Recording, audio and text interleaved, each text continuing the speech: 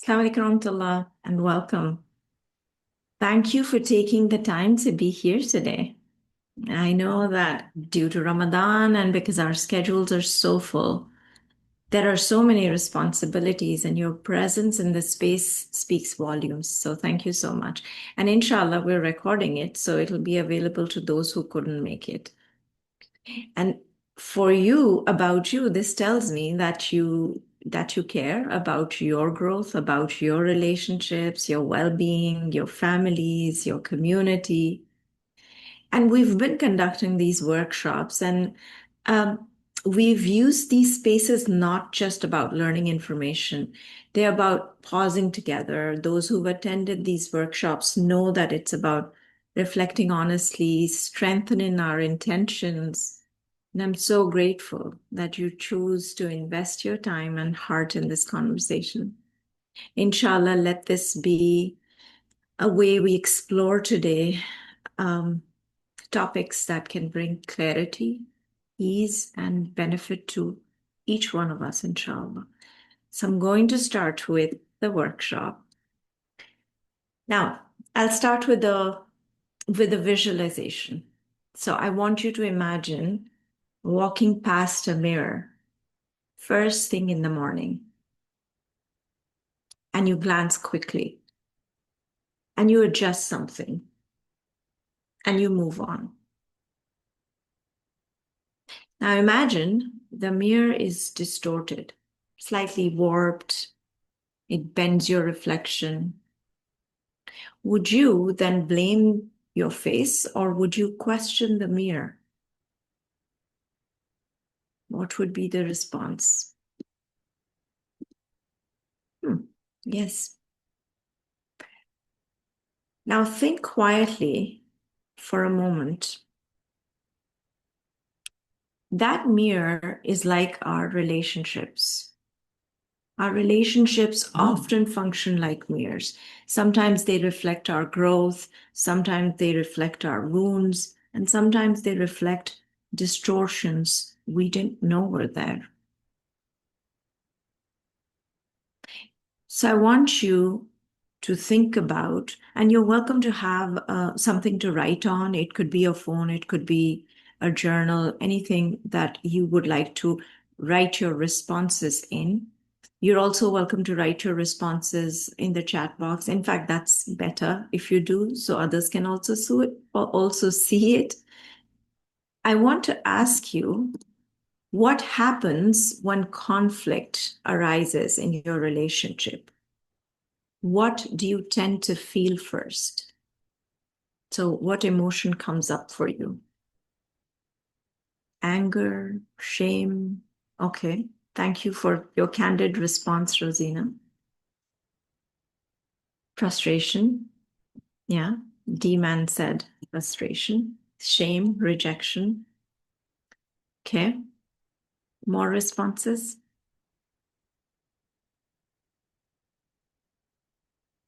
Frustration, confusion. Yeah. Doubt, defense, irritation, frustration. Thank you. Thank you for those responses. And please let the responses continue. We're not here to judge what comes up for us. We're here to understand the mirror. We're here to acquire awareness about our own patterns, right? Because today we're going to learn how trauma or stress or relational patterns have informed or shaped us. I will also be talking about neuroscience of emotional regulation, and I will incorporate Islamic ethical principles, the adab, refined conduct and accountability and mercy. So hold on to these responses because we're going to reflect on them after a bit. Now, I want you to slightly move toward identifying what healthy communication is for you. What is a healthy communication? Yeah, it's here. Any responses? By the way, there are no wrong responses. Everything is subjective and makes a lot of sense. Okay, listening, healthy communication, that's amazing. Rosina says when both parties listen with respect and care, mutual respect and care, yes, honest, authentic reciprocity. Alia says listening openly with vulnerability, and this is golden, with vulnerability and respect. I love the responses because they are so embedded in your lived experience or something that you would like, and they seem very authentic. So yes, it's a healthy communication is not only about being nice, it is about regulated nervous systems, emotional literacy, and conscious boundaries. And the responses that folks have given in the chat are around managing all of those things. So you can only have honest, authentic, reciprocal, vulnerable, respectful conversation when your nervous system is regulated, when you have the emotional literacy or awareness, when you are aware of your boundaries. And boundaries look very different in collectivist cultures. And we will talk about that too if that comes up in a question, or otherwise too, I will be touching upon what boundaries look like. So what happens when we feel misunderstood, criticized, or rejected? What do you think happens? When we feel misunderstood, criticized, or rejected, we get defensive or shut down. Absolutely. Yeah, we do. Anyone else? I feel triggered because of a deeper wound. Oh, that is so insightful. You have good self-awareness there. And now I'm going to talk about what Alia and D-Man talked about, mentioned. These responses of triggered because of a deeper wound and the vulnerability, defensiveness, and shutting down we experience actually happen in the amygdala. That is the emotional center of the brain that we also understand. I've explained this in previous workshops too, those of you who've attended, that amygdala is the smoke detector of the brain. So that's where our past experiences live in hippocampus. That's where fragmented memories live. And our amygdala recognizes the emotions that become unmanageable for us. So when fear is unmanageable, the smoke detector gives signals to the rest of the body because it detects threat.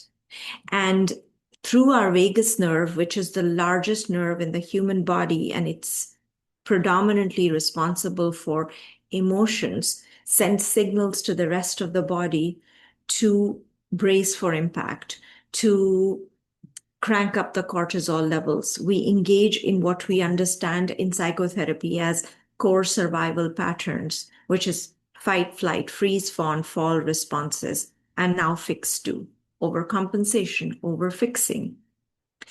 The prefrontal cortex, on the other hand, which is your executive functioning, the pilot of the brain, the higher mind, some people call it the rational mind, some people call it where we reason and we empathize and where the discernment ability lives, that goes offline, that becomes inaccessible. Hence, we shut down. So defensiveness and shutting down is actually the fall response, and sometimes it's the freeze response. In psychotherapy, we understand such a withdrawal or passive response, or in common language, it's called passive aggression too sometimes, is hypovigilant response. And fight and flight and fix are hypervigilant responses where we overdo things. Sometimes fawning as well becomes hypervigilant. Depends on whether we're practicing it through the parasympathetic, using the parasympathetic nervous system or the sympathetic nervous system. Are we really hyper about it? Are we dormant? So regardless, when emotions become unmanageable, we start to use, our nervous system, our prefrontal cortex starts to shut down. It becomes inaccessible, and we do things from the emotional part of the brain. So we're not using our core values, we're using our emotions that are really large, that start to overpower us. We do not manage them, our emotions start to manage us. In that moment, what's happening is that you're not choosing a response, you're choosing your reaction to protect yourself. And if you've experienced complex childhood trauma of what we understand as colonization, trauma of collectivism, trauma of any kind of complexities that you've experienced growing up, or chronic stress in real life, as in present day life, your day-to-day life, or impact of chronic stress from the past, all of it makes your nervous system more sensitive. Let's talk about complex trauma. If you grew up having to people please because safety equals to silence or safety equals to compliance, if you grew up avoiding conflicts, if you grew up defending yourself constantly or suppress or repress your emotions, then your nervous system learned what? Survival patterns. And those patterns show up in adult communications. Now, why do we not understand that we're living through? Why do we not acknowledge, or why are we not aware of these survival patterns? Because they've been normalized. Obedience equals to compliance equals to a golden child. They are rewarded, and the systems of oppression also reward that. The more workaholic we are, the more perfectionist we are, we get a higher position at our workplaces.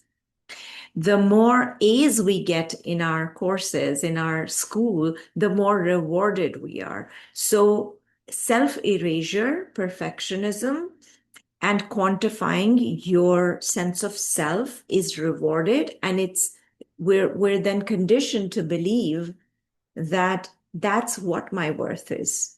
I am not a who, I am a what.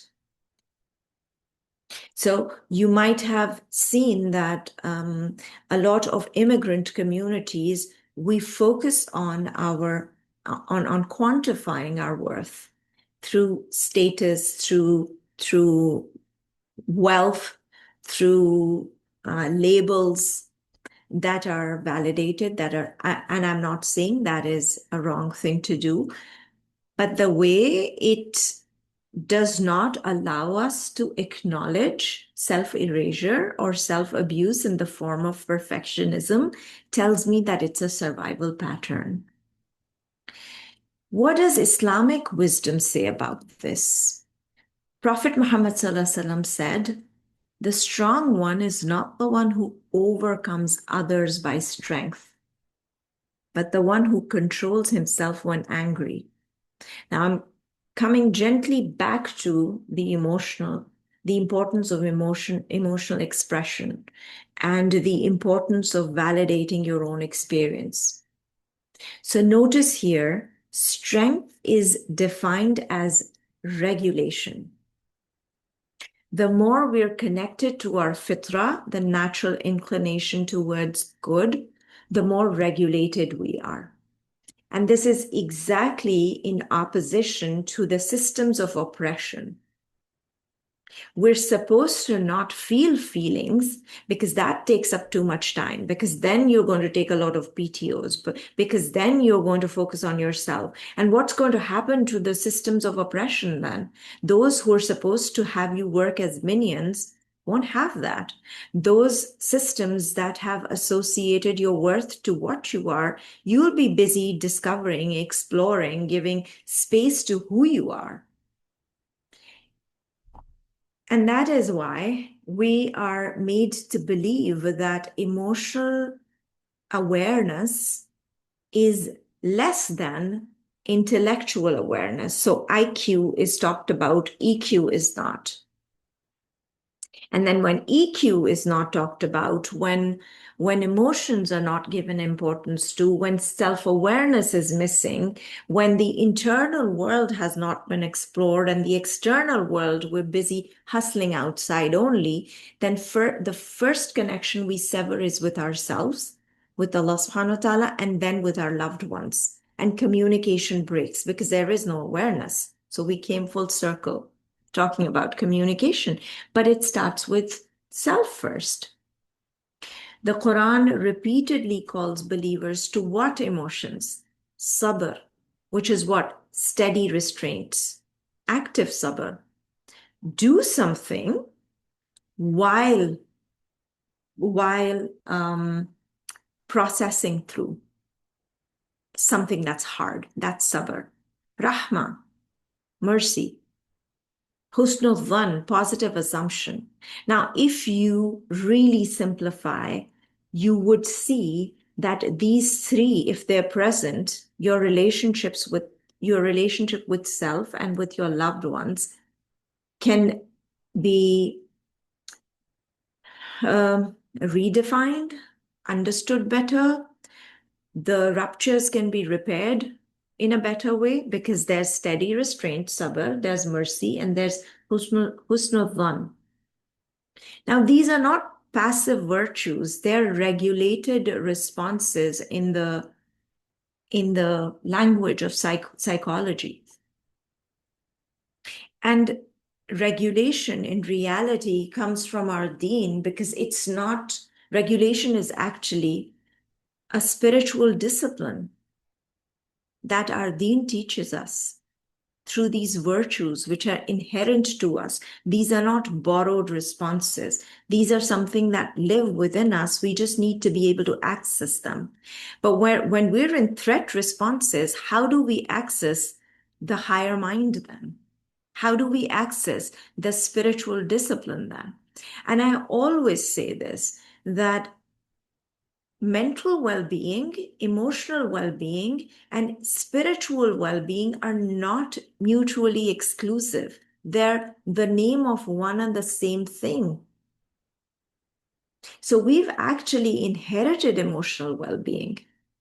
We just don't realize it. We think that that emotional well-being is a borrowed concept from the West. It's actually inherent to our fitrah. That's why we feel so distressed when those needs are not met. Now, I want you to look at, if you will, I would encourage you to have something to write on. And also, if you could continue to provide your responses in the chat so we can all see and get inspired by our responses, each other's responses. And I'm going to start a reflective prompt with you. And this might give you some awareness on a different level, I'm hoping. Ready? Okay. So when conflict arises, I typically, how do you respond? And I know you've responded to it before too, and I'd like you to respond to it again as well. And if any of these, feel relatable, you're welcome to write them down. Okay, Demon says, I feel triggered because of a deeper wound. Good. Try to fix immediately. Fixed response. Okay. Avoid and shut down. Thank you for sharing that. Let the responses come in, please. Anyone else? Shut down, sometimes fix. Okay. Does anybody blame themselves? Try to empathize with others' perspective. So a lot of ihsan and husnul dhan.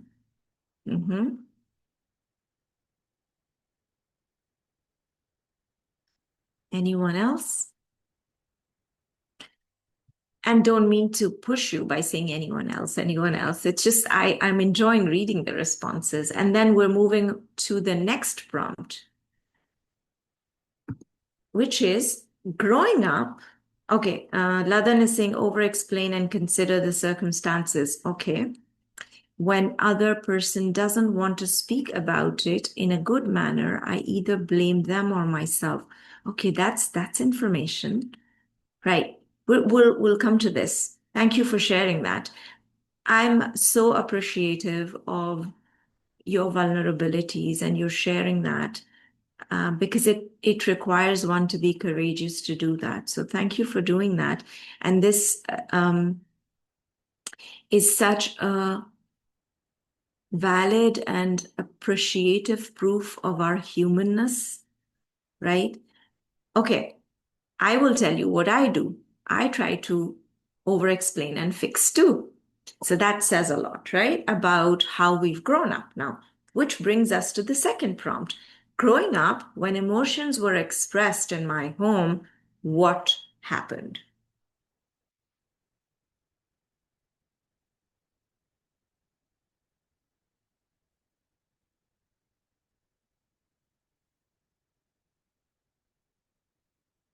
They were dismissed and not talked about, ignored.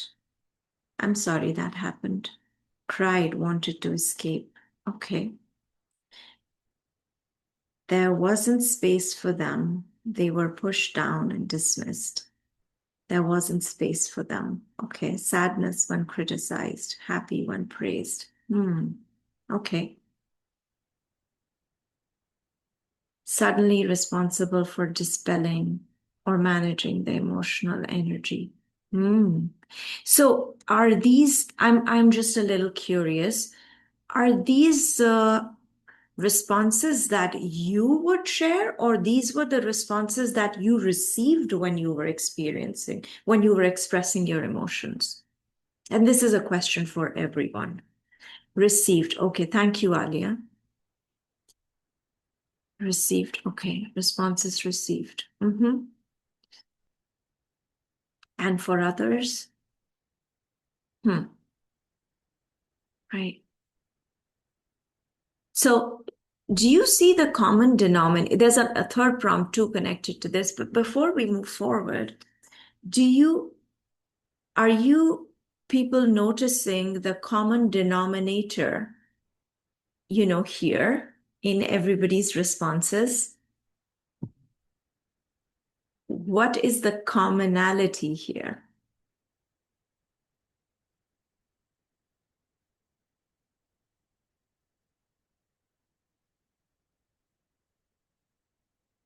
Yes, that's right, Demon. We were the receivers. And no processing of emotions. Yes. Lot of dismissal. Yes, lots of dismissal. So the blueprint of emotional regulation is not there. A child does not know how to regulate their emotions. So they rely on the adults in the room to teach them that. A child only knows majorly three emotions: anger, sadness, happiness. They do not know that the complexities of emotions. And what a child believes is that it is their responsibility to fix everything. So anything that goes wrong, somehow they have to either fix it or they blame themselves, hence they protect themselves. They might not have the language or the full understanding of how they're blaming themselves, but they retract into the shell that feels the safest. That shell might mean people pleasing, so doing more so that I can be safe, by the wrath. And I'm glad, Alia, that it you resonate with this. I think a lot of people coming from collectivist cultures or experiencing childhood wounds resonate with the absence of emotional regulation or emotional um, cushioning in their childhood. So, yeah, as I was saying, that happens because that foundation was not created. So whatever we learned in our childhood that kept us emotionally safe in a relationship actually becomes the blueprint of how we maintain relationships as adults. So if somebody's learned that servitude equals to receiving love, then as adults, they enter relationships with the same lens. They enter relationships believing that it is their job to serve everybody. And it's so interesting that when I ask clients, what are your needs? So many of them do not know that because they've been so, and that they don't even realize that they don't know their needs because they have over a period of time been shaped into believing that their needs are actually connected to fulfilling others' needs. You might have heard people say, "Oh, I'm happy when you're happy." That's actually people pleasing survival pattern at its peak without any realization. It is a privilege to identify and acknowledge that that one has experienced complex trauma.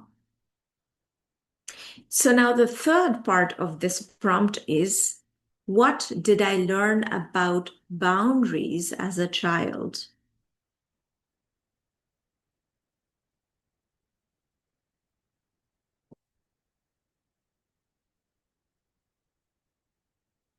Obey my parents, yes.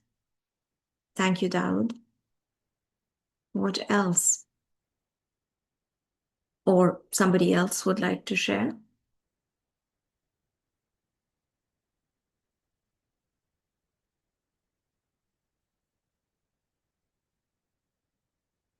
Obey, no talking about emotions. Yeah. Why were we discouraged to talk about emotions? Why do you think? Don't want to disappoint my parents. Because sharing emotions or setting boundaries or taking up space meant disappointing others. Listen to elders. Don't do as they say. Yes, my way or highway. So why were we discouraged to talk about emotions or setting boundaries? Parents know better.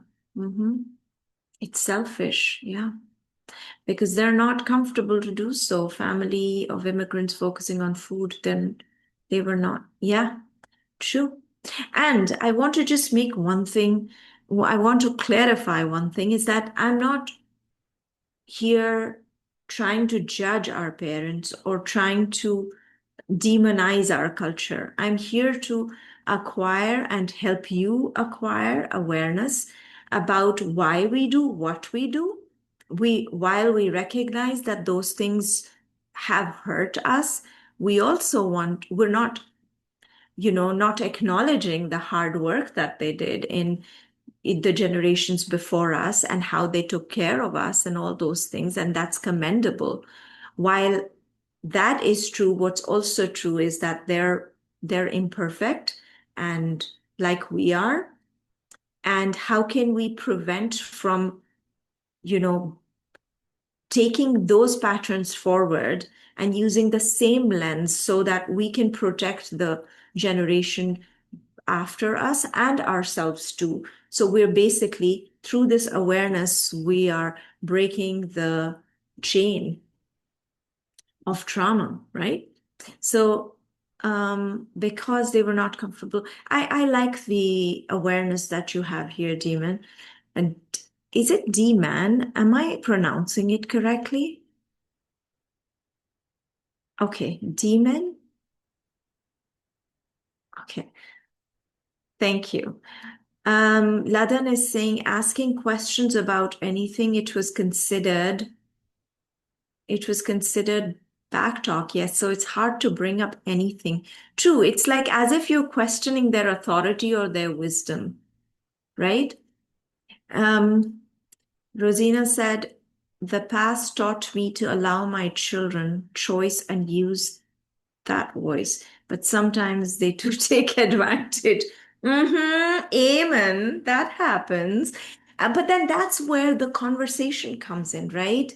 That we get to then have that conversation that here's why I'm saying what I'm saying. I can hold space for you.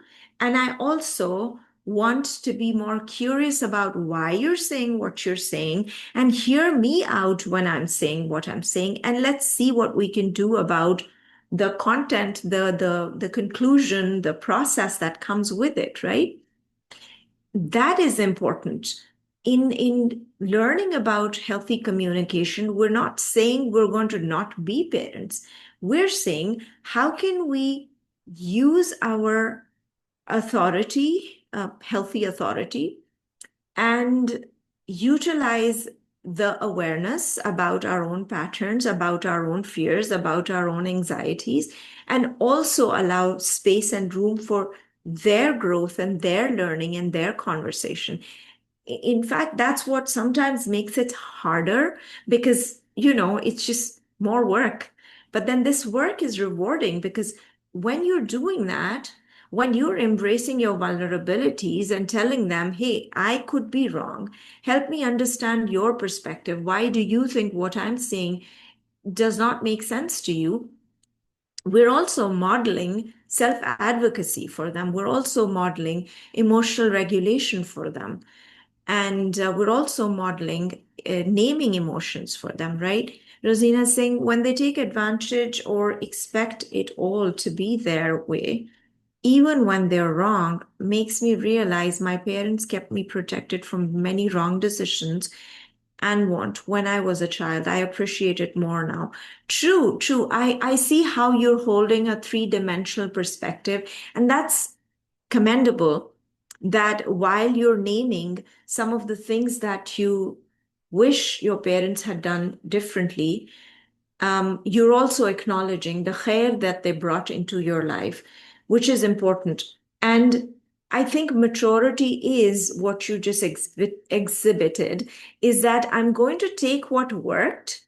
So I'm not going to be this completely gentle parent who says yes to everything. If that would happen, then that's actually trauma response, that because I feel that I was stifled, I'm going to just let you do whatever because otherwise I feel guilty. No, you're holding something balanced. You're saying, I'm going to still be your parent in the room. I'm not your friend. I can be friendly, and I'm going to give you the advice that I know would benefit you. And if you disagree, let's talk about this and help me understand your perspective. So that actually is healthy communication. That creates room. And I really appreciate that you are candidly sharing your process. It's really inspiring to see and hear. So thank you for doing that. Right. Now, I want you to, all of you, to pause for a moment and reflect on what patterns did you notice, and and I know we talked about this too, but individually, where might these patterns have started? How old was I when I recognized that silence equals to safety, or obedience equals to love, or loyalty or compliance equals to, I don't know, um, loyalty again? And when did these patterns become your core values?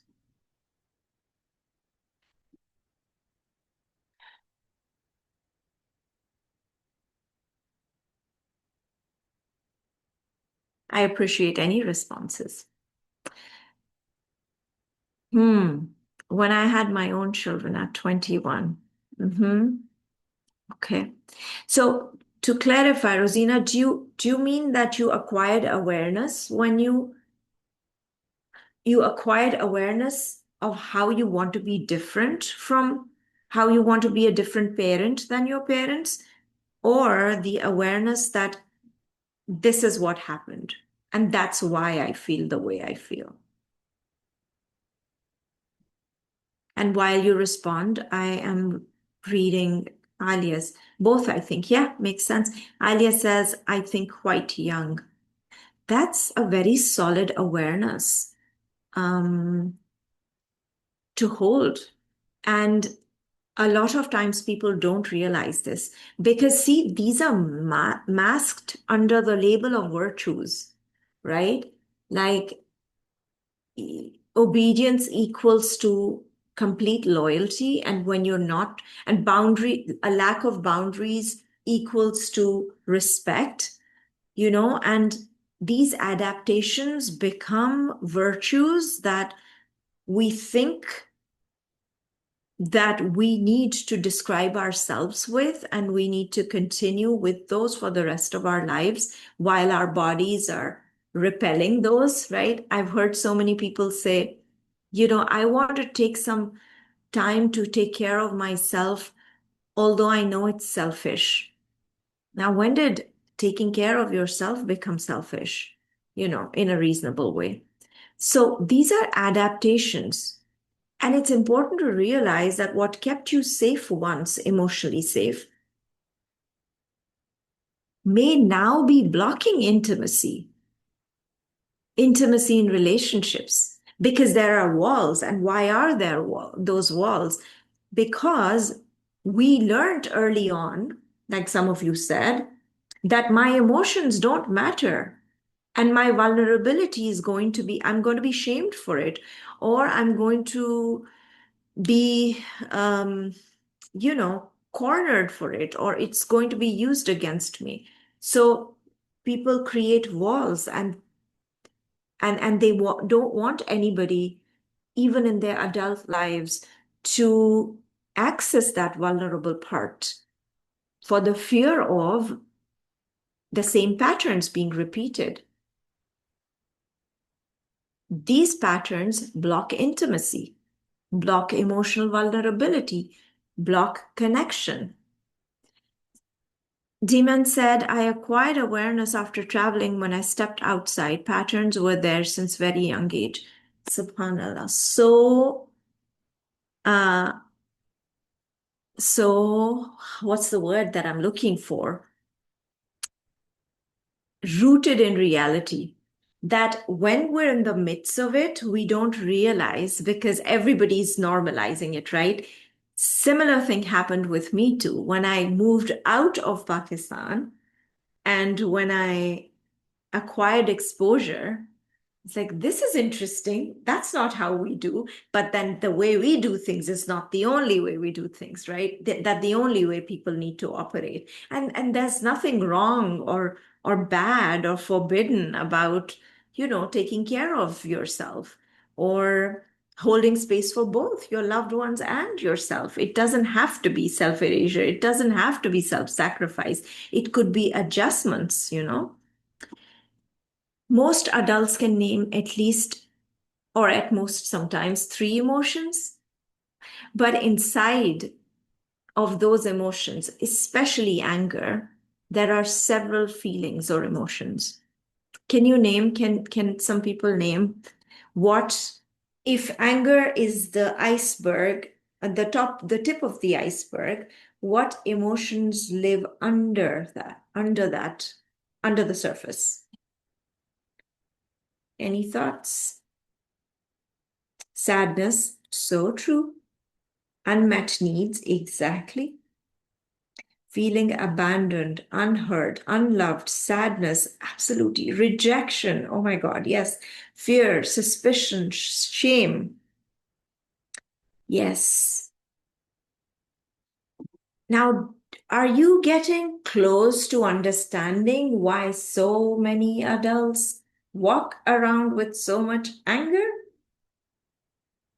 Ignored, Rosina, right? Fear, suspicion, shame. Yes. So why do they walk around with so much anger?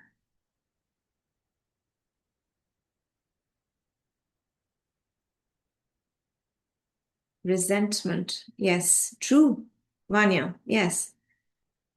I remember talking to a young man once, Dawood is saying, I remember talking to a young man once who was angry because normal things he enjoyed were labeled as haram by his parents. Oh my gosh, yes. Because sometimes we raise projects, not humans. So we get ashamed of even their halal choices. Unprocessed emotions, yes, you're right. Yes, hit the nail on the head, Demon. Yes, people walk around angry because they do not have awareness of the emotions. They do not know how to unpack them. They do not know how to healthily process them. Hence, the emotion needs an outlet. And how does it come out? It comes out in the form of lava exploding, right? Okay, not taken the time and effort to heal. Exactly, not taken, and not having a safe space too to even explore, right? Now, what am I going to say? I feel rejected. I need to feel safe enough around my adults to say, hey, when you say this, I feel like this. Powerlessness is another one, right? And then Ladan says, makes me think about anger as the valid emotion for men to have expressed exactly another hitting the nail on the head. So I say this about anger. You know how in our collectivist cultures we say, boys don't cry. Come on, don't be a little girl. Don't be a princess when you're crying, as if it is shameful to cry, as if it is less than to cry. And it's not even, it's not only demeaning the emotion, it's also demeaning women in the process, as if weakness is associated to women.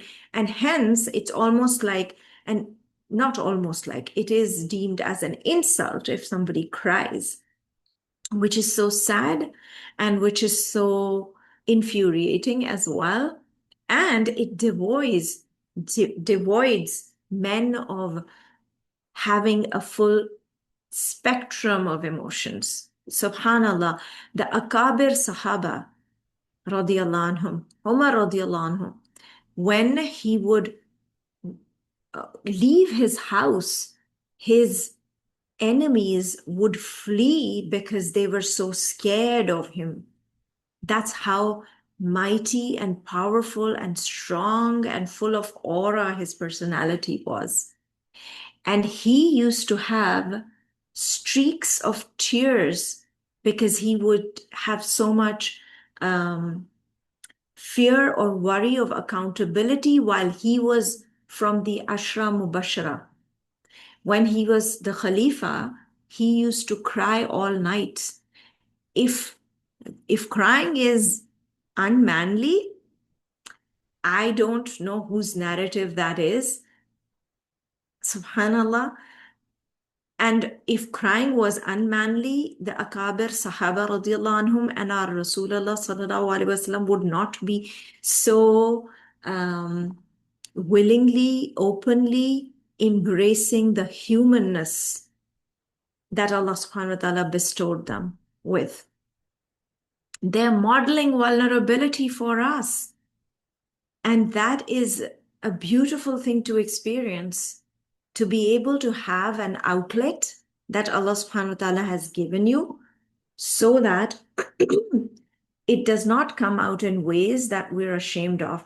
Actually, Prophet sallallahu alaihi wasallam discouraged people from being angry because that is a cowardice response. He encouraged to show emotions. But what do? Our cultural and traditional practices do the opposite. Crying is bad, anger is good. Well, when Rasulullah said anger is bad, crying, he modeled that for us. Subhanallah, and we don't fully recognize or realize that, right? And then I have some more comments here. The anger seems to be a safer mask for all of the other emotions below the surface. Absolutely, Alia. Why is that, though? Why do you think that is the safer mask? Or anybody else can also respond. The other emotions are painful. True. scary, and we're not always aware. True. And anger is allowed and validated. Now, imagine if you said to somebody, "Oh, I am feeling depressed." Do you think they would be accepting of it, even if they don't like it? Or if you told somebody, "Oh, I'm grieving," or "Oh, I'm feeling ashamed." But anger, that's especially for men. And I always say, those who don't cry make others cry. And that's what happens because they don't have the language, they don't have the emotional awareness, they do not have the tools and ways to process what's under the surface.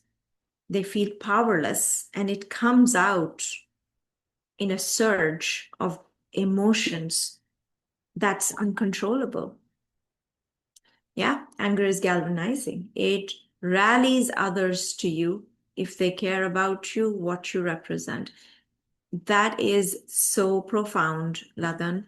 And then I missed a few comments, I think. Yeah, after Alia, Vanya said, I think some adults are resentful watching others accomplish what they're unable to achieve too. Valid. Yes. Yes. And that's where jealousy also comes in, right? Um, and Alia says, the other emotions are painful and scary, and we're not all, we talked about this. Makes vulnerable, makes us vulnerable to too much criticism. Yes, Rosina, you are absolutely right. There's criticism because people don't know what to do with other emotions, right? When people are angry, when people are happy, when people are sad, those emotions are familiar since childhood. But when there are other emotions, we don't know what to do with that. I don't know what to do with rejection. I don't know what to do with shame. I don't know, as in, I'm not talking about myself as per se, but I'm saying we don't know what to do with those, right? So then we're like, don't even, we discourage. We're like, don't even bring that up. Like, what are you talking about, right? Uh, right. So now here's a very important realization. Without language, emotions turn into behaviors. And without naming, we act impulsively without thinking, reasoning, or realizing. What does neuroscience say about? Wait, I think I want to. Yeah, let's talk about this a little bit. What does neuroscience say about naming those emotions? What does it do for us? Regulates. It regulates us in a way. That's what I want to talk about. It regulates. Name to tame. Love it. Yes. Name it to tame it. Oh my God, I want to use this. Can I use this? Thank you. Love this. Yeah. So we can say it in two ways, right? Name it to tame it. Love it. I feel dismissed instead of you never listen. What is the shift here? It's turning an accusation, it's turning from an accusation to awareness, right? Instead of saying you are responsible for how I feel, we're taking accountability. Essentially, we're saying the same thing. You're dismissing me, but we're taking accountability of our emotions. We're saying, I feel dismissed when you do not listen to me. Can you give me any statement that you might find hard, any boundary that you might find hard to say to somebody? So, because it might sound like blame. Can somebody share something?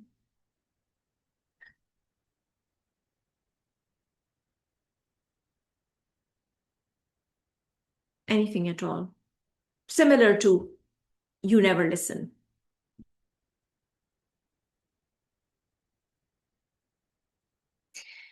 I feel disrespected when someone talks over me. That is amazing. That's actually the reframe that we want. So, what would be the raw form of it? You disrespect me by always talking over me, right?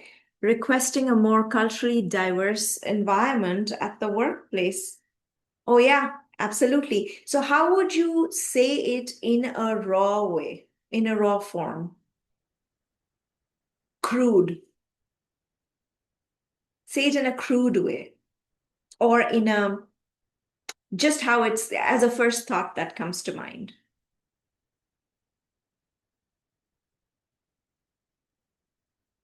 And I don't want to put you on spot, but if you would, I mean, we can then practice, you know, sort of reframing it.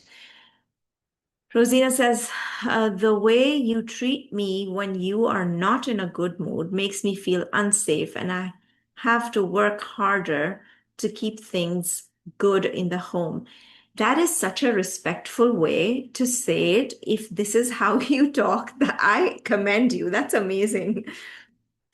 Okay, let's suppose if you said, you make me feel unsafe, and I have to work harder to keep things, good in the home.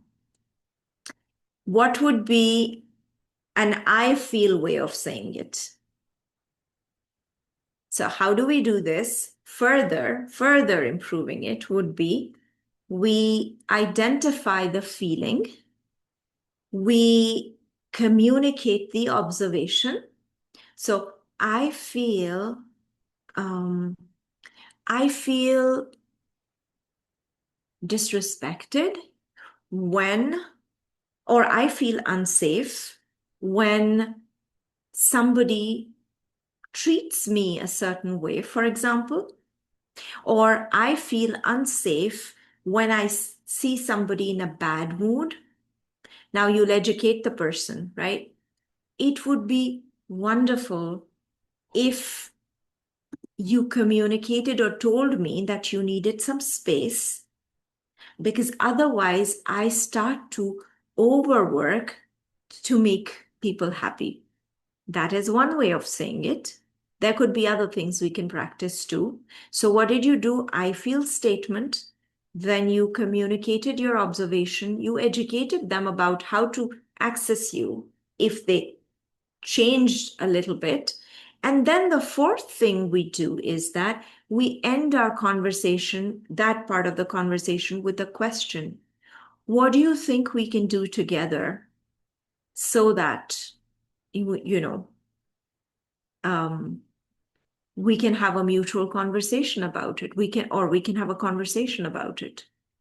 So that way, ending it with a question allows the other person room to also share how they can contribute to your safety. And when they are contributing, they're also walking away with accountability of ensuring that they do their parts, right? In making sure that their anger, their frustration, their bad mood is not about you. And then perhaps then we need to do some internal work too of reframing or depersonalizing that maybe they've just had a bad day. Maybe, then we can also do our own work there, like emotional processing, naming the emotions. Um, I know, Ladan, everybody has their own reframes. That's amazing, right? Vanya says, why don't I deserve my schedule adjusted for my religious holidays like others receive adjustments for Christmas? Yes, that's a really solid reframe. And based on what I shared, it could be you could share positive feeling there. I feel more included when my religious holiday is also taken into consideration.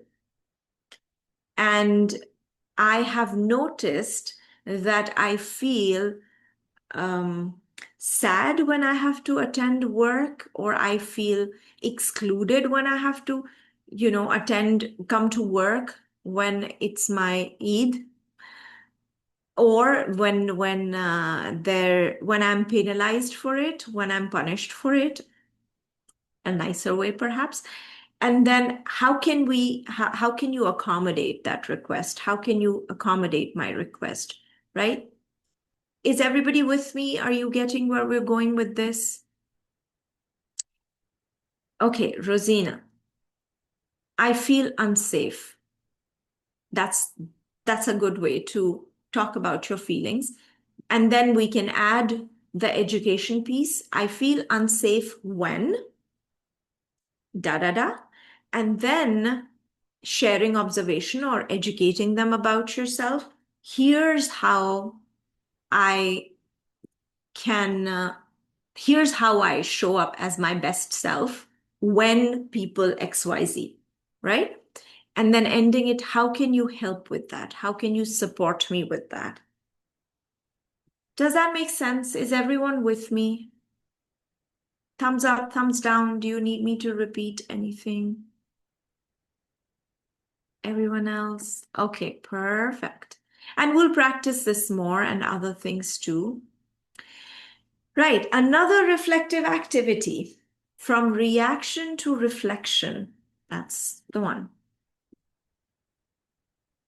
Oh, yeah, I didn't talk about this though. The Quran talks about ghayz, so suppressed anger, hasad, which is envy, hazan or huzn, sorrow, sakina, tranquility.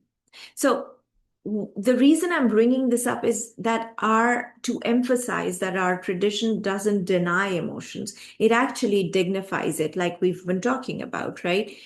And we need to recognize emotional awareness as an amana. It is not something, not only something that will make life easier, but it actually is an amana because healthy connections begin with that awareness, and healthy communication happens. When that happens, healthy connections are fortified and fostered. From reaction to reflection. Now, I would like you to write about, you don't have to write it in the chat if you don't want to, but I would appreciate if you would. There's no expectation. Or you can create a recent, situation in your mind. What did I say? What was I actually feeling underneath? What need was not being met? Let's take 5 minutes because it's deep. I'm going to stay quiet for 5 minutes. People can share in the chat by saying 1, 2, and 3. And then after 5 minutes, I'll reflect on this with you.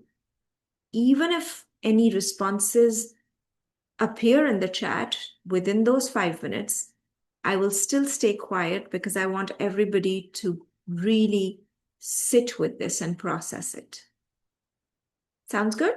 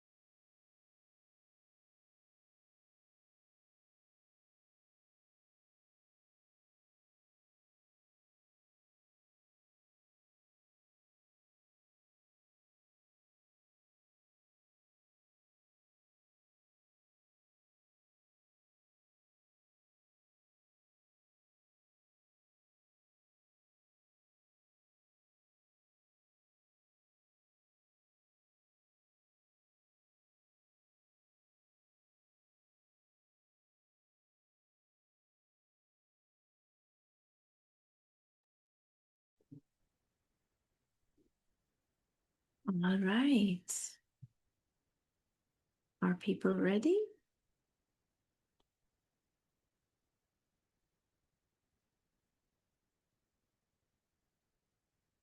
Okay.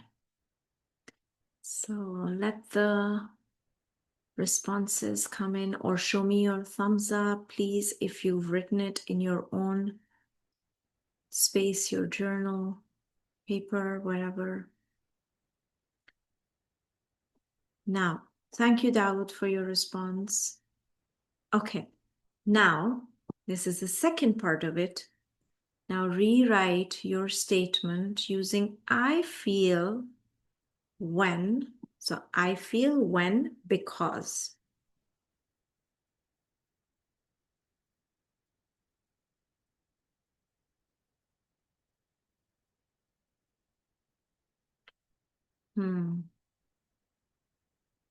Thank you, Vanya.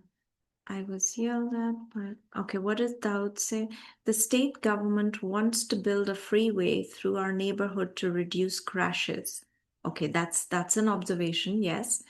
I asked how many people would die from increased air pollution. Advocacy.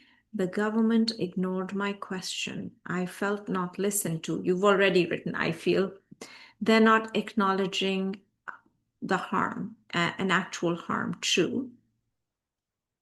True. That is, I feel when, because. You've already done that. You've already completed the exercise. That's amazing. I feel when, because. So Vanya says, I was yelled at by a client. I'm so sorry that happened. Despite not having made any errors during a phone call, I told her I understood her frustration and apologized. I felt disrespected and angry. I felt my need for basic respect was violated. Absolutely. Absolutely. Yes. Uh, says, a manager not letting me have a 5-minute break after arriving at work. Oh my God, I'm so sorry. I said I had a long commute. That's so inhumane. Why wouldn't they allow that? I said I had a long commute and faced train delays. I was 10 minutes late, but I needed a quick coffee before starting, of course, because you happen to be a human being and they should remember that. I was feeling pressured and misunderstood. I needed reciprocity and understanding. Good. Yes, that's a good awareness to hold. I feel misunderstood when my manager pressurizes me because I always work extra hours and always change my timetable when he needs me to do so. Notice how accommodating you are and how they continue to violate the boundaries, it seems, or they violated the boundaries. Right. In all of these responses, what are you what's the again what's the commonality, what's the connection, and in your responses at home too, are they similar? Can you share that? Are they similar responses?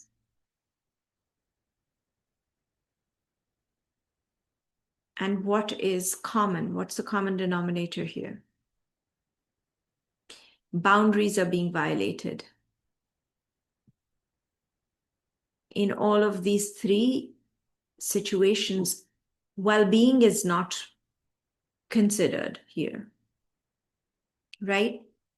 And despite that, people are trying to advocate, despite the fact that rights are being violated, people are trying to um, accommodate, and they still end up getting hurt.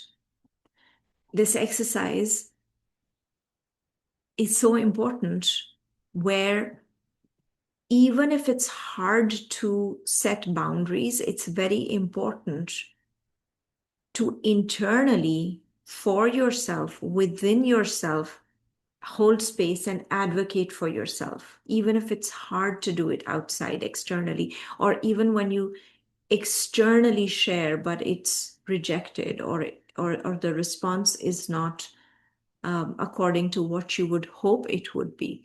Sometimes it's really hard to set external boundaries because we fear the rejection, we fear responses that are uncomfortable, and we're not used to setting boundaries because they feel selfish. We've been told boundaries are selfish. That's been modeled for us too, right? So it becomes it becomes a thing of a power too. We feel helpless. Who has the power? Imbalance of power, exactly. And that realization just stays silently at the back of our minds, right? That what is the point in even sharing what I think or feel, because my voice doesn't matter. And that comes from very solid programming and conditioning of us as people of color. And I'm assuming most of the people here are people of color. And that comes from the systemic oppression too, and the intergenerational effects of trauma, and the colonialism impact of colonialism that we're living with today. And it's all of it. So we're not just existing in the void where our feelings are our feelings and they stem from our own experiences. We're a part of a bigger system. We're a part of the macro system, and we live through that. That's a message that gets reinforced at many levels of our society, unfortunately. Absolutely, Ladan. That is what I'm also talking about, the macro system, right? But when we see that we're unable to protect and preserve ourselves, we've internalized that othering and self and blame and turned it into self-blame. So as if it is my moral failure to not be able to set boundaries, as if it's my flaw that I don't know how to protect my energy. While the message that my nervous system gives me is that self-protection is selfish. Self-preservation is a selfish thing to do. So of course there's going to be we have to go over so many hoops and hurdles to actually look out for ourselves, right? While also holding space for others that we care about, that deserve to be cared about externally. Demon says, yes, and that manager was white and behaving like this with all contractors of color. Like imperialist. Yes. They internalize that mindset. It is not only us. It goes two ways, I think. Absolutely. Here you're standing in your dignity and you're recognizing your worth through that lens. That is an antidote to intergenerational trauma and the impact of colonization. So I commend you for that. You're taking up space as you should, in the manner that any dignified human being should be given. They shouldn't have to demand that. So let's talk about boundaries, withdrawal, and people pleasing. Are all of you with me? Are you engaged? Do you need me to slow down? Do you need me to pause and help you get a little regulated? So thumbs up if you need me to continue to. Okay, good, good, good, good. Right. If anybody wants me to stop or pause just because you're feeling activated, please feel free to let me know. I saw somebody raise their hand. Was it Mariam? I'm sorry, I'm focusing on the content. So, Ladan, would you please? Okay. Oh, no problem. No problem, Mariam. Okay. I just didn't want to ignore. So that's why I asked. Okay. Now let's look at this. So we already did this. Right. Boundaries. Like so many of you shared their feelings. Some of you shared your feelings. Boundary, I cannot continue this conversation if voices are raised. Withdrawal, silence, coldness, passive aggression, avoidance, fleeing, people pleasing, that is also a kind of withdrawal.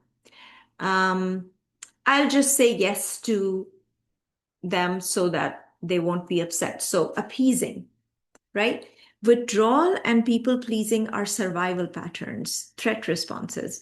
Boundaries are when you're grounded in your present and connected to your higher mind, to your rational self, to your logical self that knows, what your worth is and what you're saying is right. And you have facts backing that, and you have grounded feelings, supplementing or adding to that. Now, a boundary protects dignity. It does not punish, it does not control. No matter what people say to you, it's selfish, it's this, it's that, it's not. Our deen teaches us boundaries are healthy. Allah subhanahu wa ta'ala has taught children that before you enter your parents' room, Prophet Muhammad sallallahu alaihi wasallam taught us that they got to knock the door, or when that it's part of the adab. When you go to somebody's house, you knock 3 times. If they do not respond, even if you hear voices from inside, just go away. Do not continue to stand there. That's a boundary, and there's so many other boundaries for the sake of time that I won't get into. But again, this is part of our Islamic tradition, setting boundaries, right? Now, trauma often confuses these three, right? If you grew up being punished for speaking, which we've talked about, right? Being ignored, being shamed, boundaries will feel unsafe then. What does our deen tell us? La darar wa la dirar. Do not harm and do not reciprocate harm. Healthy boundaries are indeed spiritual accountability. And it teaches us, healthy boundaries teach us compassion before correction. And it is so inherently important to have compassionate communication with each other. And I'm going to give you a 4-step mirror method for compassionate communication. Pause. Even when you feel activated, let's suppose somebody said something to you that, an example that one of you gave, how they were being treated at work. Actually, a few of you shared how you were being treated at work, and you feeling really activated. Pause. Usually, responses or actions that are shared, expressed urgently with urgency are usually reactions. So we want to be mindful of, am I reacting or am I responding? So you got to pause your nervous system, take 3 slow breaths, because deep breathing will regulate the oxygen supply in your orbital prefrontal cortex and help you feel more centered and grounded so that you can access the higher mind. So pause the nervous system, take 3 slow breaths to do that. Name the emotion. What am I feeling right now? Like actually feeling. Yes, I'm angry, but what am I feeling right now? I'm feeling dismissed. I'm feeling othered. I'm feeling excluded. I'm feeling disrespected. I'm feeling violated, right? Then express the need by identifying the I feel, the positive. I feel included. Let's suppose the emotion is I feel excluded and infuriated and upset. How will you express that? I feel validated, included, respected when I am whatever the need is, express the need. Invite collaboration. How do you think we can do this together? Why is that important? Not because you're asking for permission, but when you invite collaboration without realizing the other person is engaging with you with their accountability. So if you're saying, okay, how can we make that happen? How can I feel included? How can you make room for that? When I propose something, I'm also committing to what I proposed, right? In that collaboration. Daud is saying, in addition to 3 slow breaths, I heard that putting your hand over your heart also pauses. Yes, beautiful realization. Yes. Yes, it's very apt and adequate when you put your hand.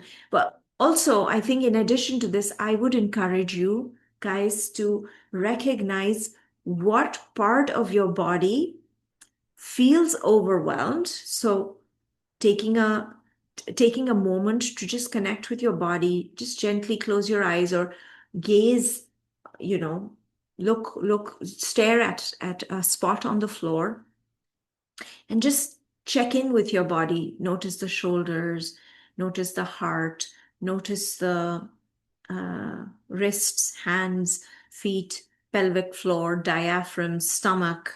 You know, just connect with the body and see, oh, jawline, area around the eyes, forehead, back of the head, you know, and know your areas of overwhelm. Everybody has that. So if you can put your hand on that area, usually it's either the jaw or the shoulders. And if you can gently put your hand on that part, that's going to give your nervous system the cue that you're emotionally safe. It's a signal that your brain will receive. So thank you for sharing that, Daud, because it reminded me of a very important step. So yes, absolutely. So these are the 3 things. When pausing your nervous system, you decide what helps you pause, right? For me, it's I have to put my hand on my shoulder, this shoulder. Or sometimes connecting with your skin helps too. So discover what's your way of regulating yourself and go with that. If you're feeling overwhelmed because something unexpected happened, for me, it's my belly because anxiety shows up in the belly. Do you want me to tell you a little bit about that, how that happens, Rosina? Do all of you want to hear, or should I just continue with the content? Okay. What happens is this is a little bit of a neuroscientific. I love to geek out on neuroscience, so I'm just going to share this. Okay, what happens is that when we feel activated or triggered, somebody said something, and the amygdala is like, I don't like this, I don't like this, what's going to come next? What's going to happen next? Then it shuts down the connection with the prefrontal cortex, which is your reasoning mind, right? It decides what's good, what's not good. And amygdala notices a lot of restlessness, nervousness, and anxiety. What that does is that it sends signals, urgent signals, to the vagus nerve, again, the largest nerve responsible for transmitting emotions to the rest of the organs. That vagus nerve is connected to all the major organs of your body, to the heart, to the lungs, to the kidneys, to the stomach, all of it, right? Now, that sends signals to your belly saying, dude, you got to crank up the cortisols. You got to release adrenaline glands. You got to lower the insulin.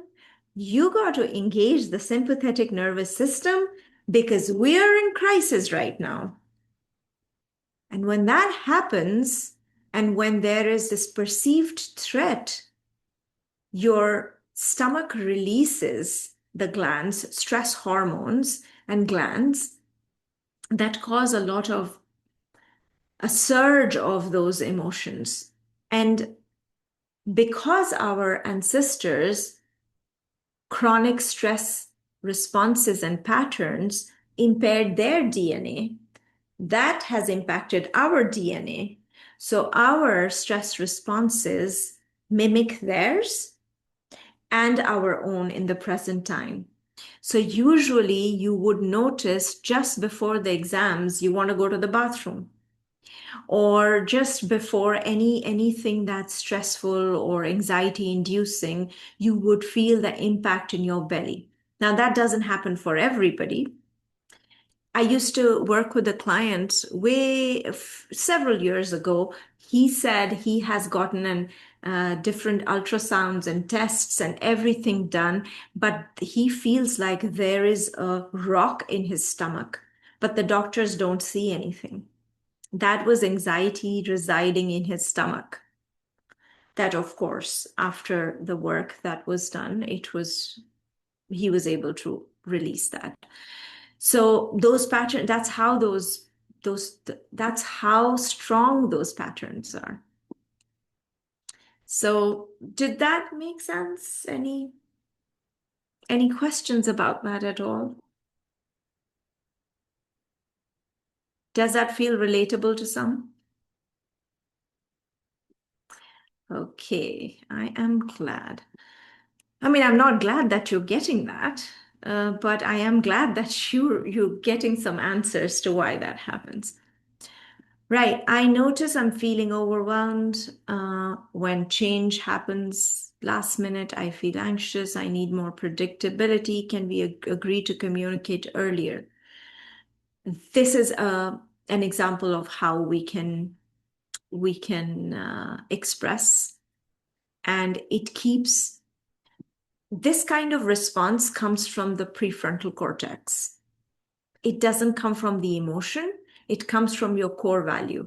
Your core value could be kindness, self-kindness. Your core value could be advocacy. Your core value can be fairness. Your core value can be family. Your core value can be friends. Your core value can be honesty. It can be anything that you find virtuous about yourself, that you know that's um, your moral compass, right? And core values can be accessed through the orbital prefrontal cortex, and regulated emotions too can be here, can be accessed through this, but the overwhelming, taking over, overriding emotions live in the amygdala.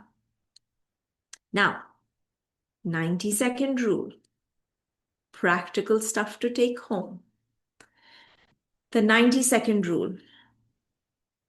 We need to understand that neurochemically, intense emotions last about 90 seconds, mostly, unless a person is full on triggered, right? That's a trauma trigger. That's completely different. I'm not talking about panic attacks. I'm not talking about anxiety attacks.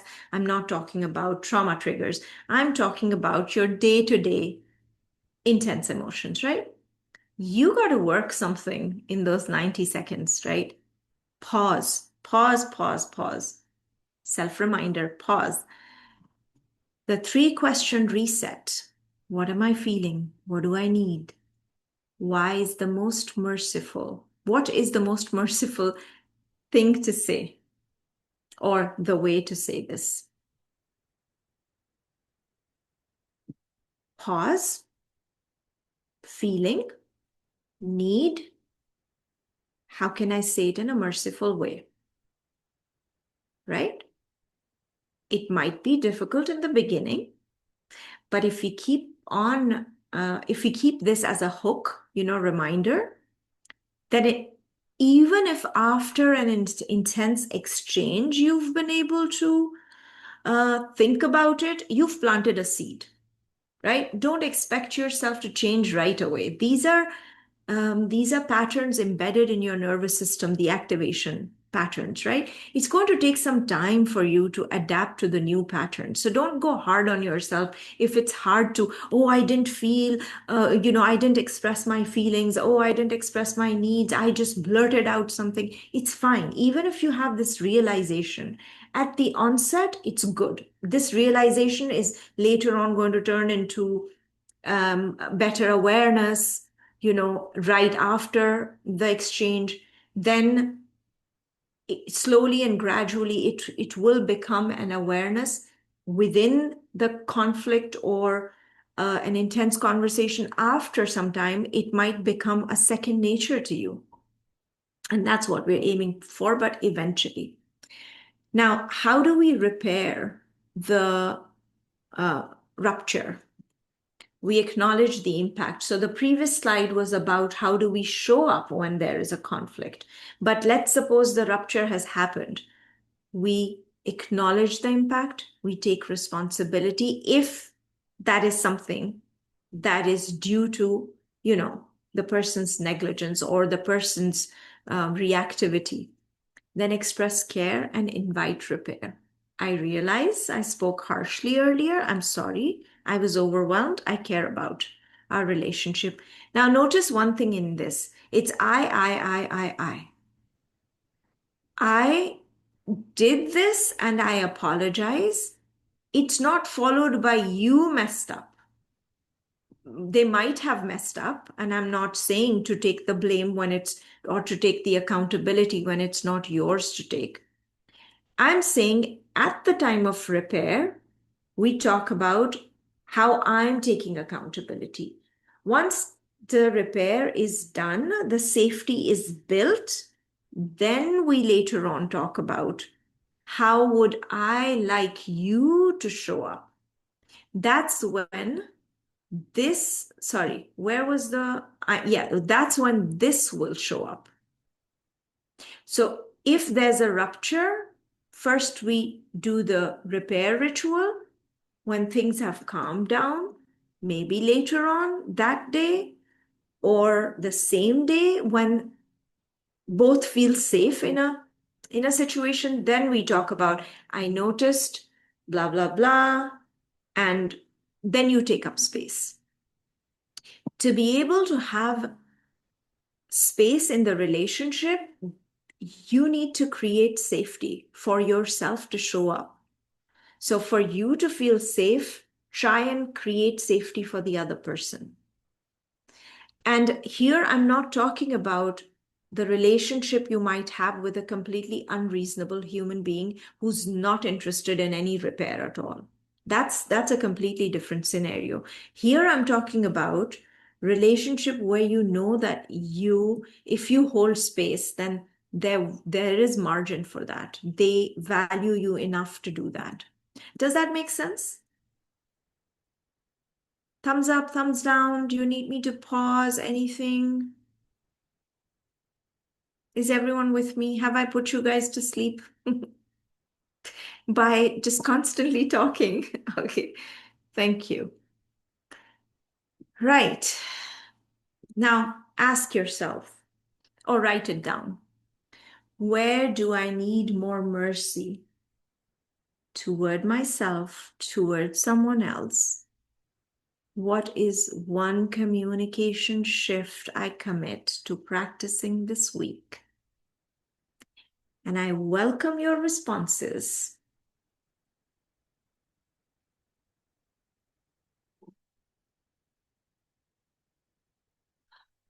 Where do I need more mercy? Toward myself, toward someone else? What's the shift I commit to practicing this week?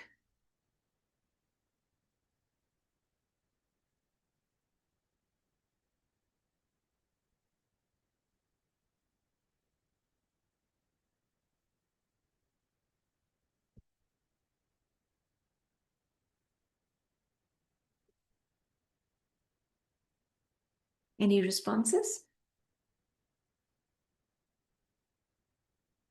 Toward others who are learning how to show up better, and for colleagues culturally. Remarkable. Thank you for sharing that. What about yourself? How will you show mercy? Or where do you need more mercy toward yourself? Do you want to share that? I mean, you don't have to. I commit to being more responsive at work and communicating my needs rather than staying quiet. Wonderful. Take up space. That is mercy for self. Because when you tell yourself, I deserve to take up space in a manner that does not harm or hurt anybody, then you're giving yourself signal to your mind the signal that I matter. I am worthy of respect.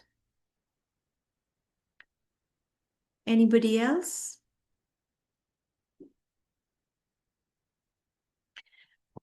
Okay, okay. Demon saying to trust myself more, to speak up, to trust myself more, golden, to speak up using I statement and notice my internal state more often so I remain grounded. Your nervous system is going to thank you for this, and your relationships will further improve, inshallah. Thank you for sharing that. I welcome anybody else wanting to share, but no pressure there. Okay, we're almost closing. I just want you to take this with you as a reflective thought. Uh, oh, it's iftari time. Please, Rosina, go take care of yourself. Thank you so much for joining. Ramadan Mubarak to you. And I'm just closing. Self-awareness is courage, boundaries are dignity, compassion is strength. And you're welcome to, go do your iftari and Assalamu alaikum warahmatullah. It's about, so self-compassion is about aligning your nervous system, your words, and your values. And you're welcome to stay until the end. We would love that, yes. See, the importance is, and I'm just going to show the last slide and share what what I'm preparing for the next, what's that? Workshop? Words just went away. So it would be good to register for it if you'd like to. And I also want to show this to you. Oh, yeah, very important. Healthy communication is not about winning. We're not trying to have a power struggle here. It's about aligning your nervous system, your words, and your values. You're doing this for yourself. You're not doing this to take charge of the conversation. And I'm not trying to insinuate that that's what people are intending to do, but I'm saying that sometimes it creates this kind of hope that I will be able to convince them. Sometimes you're unable to convince people, even if you are using healthy communication methods, because the power in that communication dynamic is not only with you, it's with the other person as well. So they can choose to accept or reject. The goal of the healthy communication is you're aligning with your nervous system, you're showing rahmah to yourself, you're using words that you won't regret, and you're operating from your core values, not your emotions that are overpowering you. Hope that makes sense. And this alignment is both psychological maturity and spiritual discipline. Now, the most important thing, that's the next one, is we're going to have this workshop. And this is the next one, which is about parenting, presence, and youth mental health. So it's a free registration. And what we're going to be focusing on is understanding the emotional and developmental needs of Muslim youths today, or any youth for that matter too. Explore how stress, shame, and disconnection impact young nervous systems, and reflecting on parenting as amana rather than authority alone. There is some level of authority. We won't take that away because children are our responsibility. And there can't be that equality in the sense that the Western lens talks about. So there will be that, but how is that measurable? How is that kept in check, right? Learning tools for repairing ruptures and strengthening communication, and revisiting the prophetic model of gentleness, dignity, and emotional wisdom. Inshallah, this is going to be on April 11th, Saturday, same time, US Central Standard Time, 10 to 12. And you're welcome to join.